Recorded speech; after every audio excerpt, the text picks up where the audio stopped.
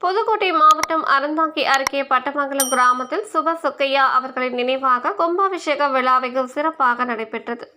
அறந்தாங்கி அருகே ஆவடியார் கோவில் ஒன்றியத்திற்கு உட்பட்ட காவதக்குடி ஊராட்சியில் உள்ள பட்டமங்கலம் கிராமத்தில் காவதக்குடி ஊராட்சி மன்ற தலைவர் சோனமுத்து அழகப்பா பல்கலைக்கழக முன்னாள் வேந்தர் சுப்பையா அவரின் தகப்பனார் சுப சொக்கையா அவர்களின் நினைவிடத்தில் சிவலிங்கம் வைத்து கும்பாபிஷேகம் நடைபெற்றது.